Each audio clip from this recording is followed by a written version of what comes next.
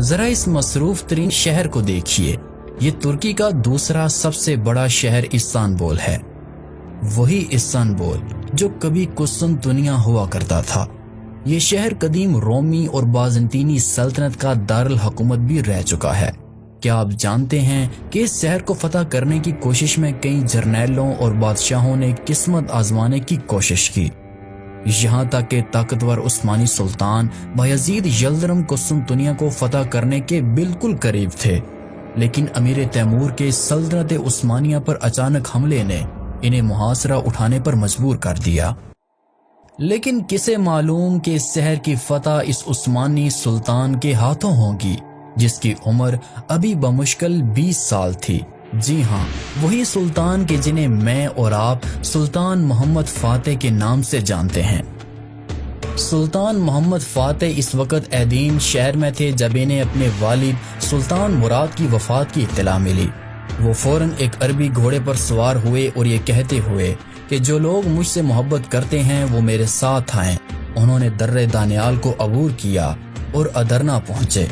تخت نشینی کے وقت ینیچری کی خوشنودی حاصل کرنے کی غرض سے انہوں نے انعامات تقسیم کیے، جس سے آئندہ کے لیے مثال قائم ہو گئی اور ینیچری میں بھی اپنی اہمیت کا احساس پیدا ہو گیا۔ سلطنت کو ہاتھ میں لینے کے بعد سلطان محمد فاتح نے یہ سوچ لیا تھا کہ وہ قسطنطنیہ کو فتح کر کے رہیں گے، لیکن انہوں نے پہلے ایشیائے کوچک کی بغاوتوں کو ختم کیا اور امیر کرمانیہ سے صلح کی اور اس کی بیٹی سے نکاح کیا۔ اس کے بعد 3 سال کے لیے ہونیاڈے سے بھی صلح کر لی، جس کی وجہ سے شمالی یورپ کی طرف سے کوئی خطرہ باقی نہ رہا۔ پھر سلطان نے ایک فوج موریا بھیج دی تاکہ شہنشاہ کے بھائی جو وہاں حکومت کرتے تھے قسطنطنیہ کی مدد کرنے سے روک دیے جائیں۔ ان تمام احتیاطی تدابیروں سے فارغ ہو کر سلطان نے آبنائے باسفورس کے یورپی ساحل اور قسطنطنیہ سے تقریباً 5 میل کے فاصلے پر ایک زبردست قلعہ تعمیر کرانا شروع کیا۔ قسطنطین نے اس قلعے کی تعمیر کے خلاف احتجاج کیا، لیکن بے سود۔ قسطنطین سمجھ چکا تھا کہ یہ ساری تیاریاں دراصل قسطنطنیہ پر حملے کے لیے ہو رہی ہیں، چنانچہ یہ قلعہ 856 ہجری بمطابق 1452 عیسوی کے موسم سرما سے پہلے ہی تیار ہو چکا تھا، اور یوں آبنائے باسفورس اب تمام تر ترکوں کے قبضے میں تھا۔ کوئی بحری جہاز بغیر ترکوں کی اجازت کے اسے عبور نہیں کر سکتا تھا۔ اس قلعے کی تعمیر کے بعد سلطان محمد جنگ کی دوسری تیاریوں میں مصروف ہوئے۔ انہوں نے ادرنا میں 1.5 لاکھ فوج جمع کی، لیکن قسطنطنیہ کی فتح کے لیے مفت سپاہیوں کی تعداد کافی نہ تھی، کیونکہ یہ شہر مثلث نما تھا جس کے 2 حصے پانی میں گھرے ہوئے تھے۔ بری فوجیں صرف تیسرے حصے سے حملہ کر سکتی تھیں جو مغرب کی جانب واقع تھا، لیکن اس کی حفاظت یکے بعد دیگرے 3 زبردست دیواریں کر رہی تھیں جو توپوں کی اعجاز سے قبل ہر طرح کے حملے سے محفوظ خیال کی جاتی تھیں۔ اندر کی دونوں دیواریں بہت موٹی تھیں اور ان پر 170 فٹ کے فاصلے سے مضبوط برج بنے ہوئے تھے۔ ان دیواروں کے درمیان 60 فٹ کا فاصلہ تھا۔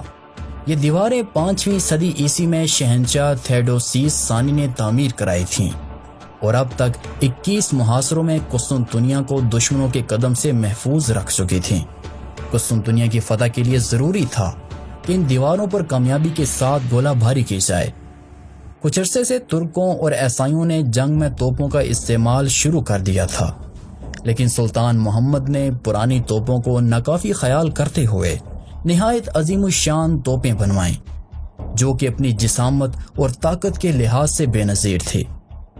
ایک اربان نامی عیسائی انجینئر جو کہ ہنگری کا رہنے والا تھا اور بازنطینیوں کی ملازمت سے علیحدہ ہو کر سلطان کی خدمت میں چلا آیا تھا، اس نے نہایت زبردست توپیں بنائیں جس کے سنگی گولوں کا قطر 2.5 فٹ تھا۔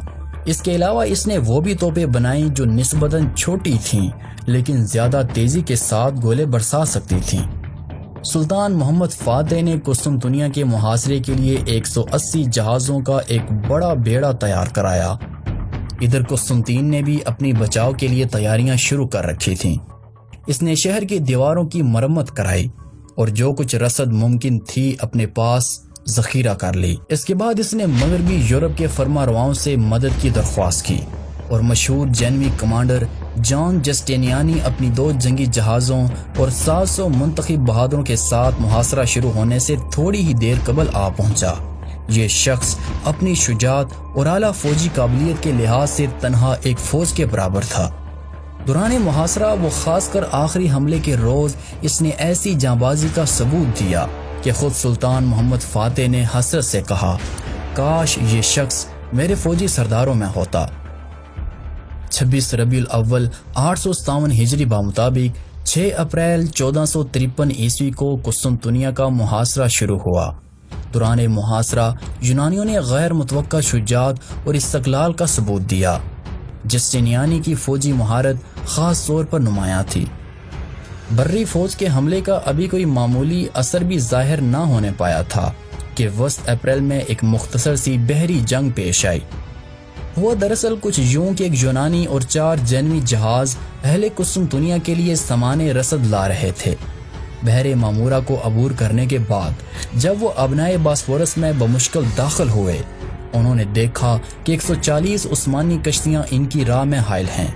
جس وقت یہ جہاز بندرگاہ کے قریب پہنچے تو ترک بیڑے نے ان پر حملہ کر دیا، لیکن چونکہ جنوی جہاز عثمانی کشتیوں کے مقابلے میں بہت اونچے اور طاقتور تھے، انہوں نے عثمانی کشتیوں پر پتھر اور آگ برسانا شروع کر دیے، جس سے ان میں انتشار پیدا ہو گیا۔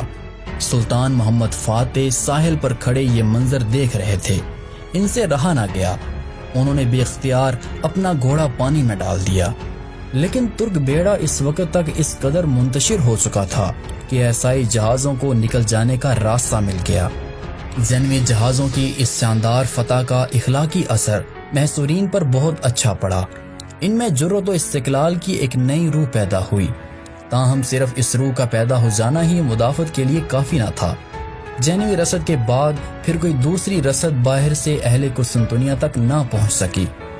دوسری طرف سلطان محمد نے بھی اپنی پہلی بری شکست کے بعد محاصرے کی سختی کے لیے ایک زیادہ مؤثر تدبیر سوچی۔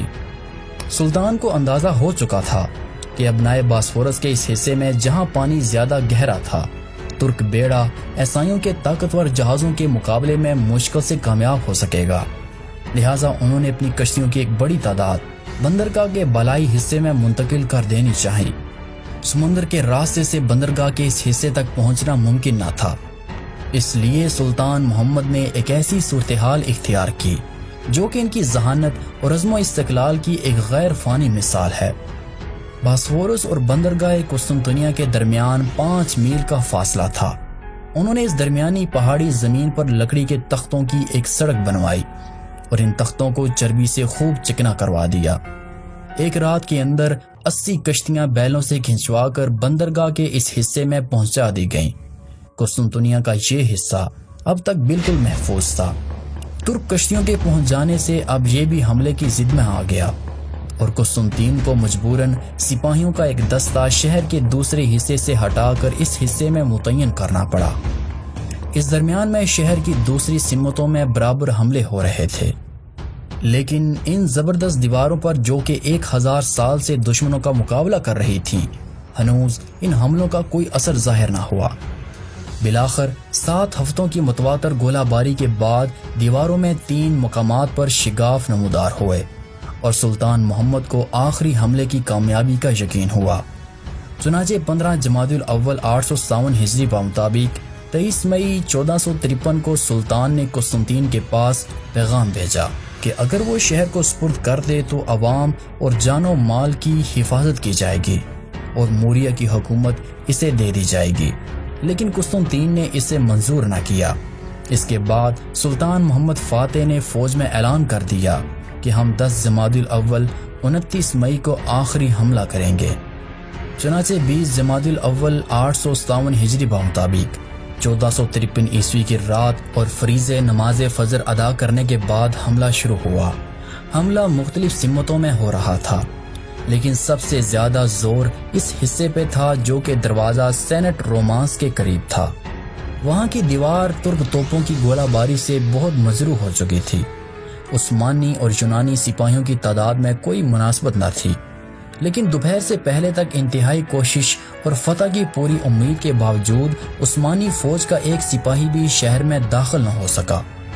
قسطنطین اور اس کے ساتھیوں نے اس روز حیرت انگیز شجاعت کا ثبوت دیا، لیکن سلطان محمد بھی عزم و استقلال کا مجسمہ تھے۔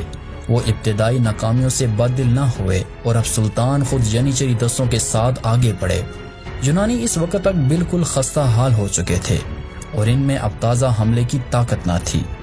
ایسے نازک موقع میں سلطان محمد اپنی پوری قوت کے ساتھ حملہ کر رہے تھے۔ جسٹینیانی جو کہ اس جنگ میں شریک تھا زخمی ہوا اور زخمی ہونے کے بعد جسٹینیانی شہر کو چھوڑ کر چلا گیا۔ اس کے جاتے ہی عیسائیوں میں کمزوری کے آثار نمایاں ہونے لگے۔ قسطنطین نے خود موقع پر پہنچ کر کمان اپنے ہاتھ میں لی، مگر ینیچری کا حملہ اتنا سخت تھا کہ شہنشاہ اور اس کے بہادر سپاہیوں کی جانبازی زیادہ دیر تک مقابلہ نہ کر سکی۔ خود ینیچری فوج کا سردار آغا حسن اپنے 30 ہمراہیوں کے ساتھ دیوار پر چڑھا۔ اگرچہ حسن اور اس کے 18 ساتھی موقع پر شہید ہو گئے، تاہم باقی کامیاب رہے اور اس کے بعد ہی ترک دستے بھی یکے بعد دیگرے پہنچتے گئے۔ یونانیوں کے لیے اب کوئی امید باقی نہ رہی۔ شہنشاہ قسطنطنیہ نے اپنی پوشاک اتار کر پھینک دی اور ترک فوج کے بڑھتے ہوئے طوفان میں گھس کر ایک جانباز سپاہی کی طرح لڑتا ہوا مارا گیا۔ چند لمحوں کے اندر قسطنطنیہ عثمانیوں کے پے در پے دستوں سے بھر گیا۔ شہر میں داخل ہونے کے بعد عثمانی مال غنیمت سمیٹنے لگے۔ ظہر کے قریب سلطان محمد فاتح اپنے وزراء اور امرائے سلطنت کے ساتھ شہر میں داخل ہوئے۔ سینٹ صوفیہ کے گرجے کے پاس پہنچ کر وہ گھوڑے سے اترے اور اس عالی شان معبد میں داخل ہوئے جس میں 1100 برس سے 3 خداؤں کی پرستش ہو رہی تھی۔ سلطان نے مؤذن کو حکم دیا اور یوں اس چرچ میں اذان دی گئی، اور فتح کے دوسرے روز سلطان محمد نے شہر کا جائزہ لیا۔ جب سلطان نے قسطنطنیہ کے شہنشاہ کے ویران اور اجڑے ہوئے محل کو دیکھا تو ان کی زبان پر فردوسی کا یہ شعر آ گیا: قیصر روم کے محل میں مکڑی نے جالا تان لیا ہے اور گنبد افراسیاب میں الو بول رہے ہیں۔ قسطنطنیہ کی فتح کے بعد سلطان محمد فاتح تقریباً 30 سال زندہ رہے۔ سلطان محمد فاتح کی وفات 1451 عیسوی کو 51 سال کی عمر میں ہوئی۔ سلطان محمد فاتح کی موت سے اہل یورپ کی جان میں جان آئی۔ سلطان محمد فاتح کو قسطنطنیہ میں دفنایا گیا۔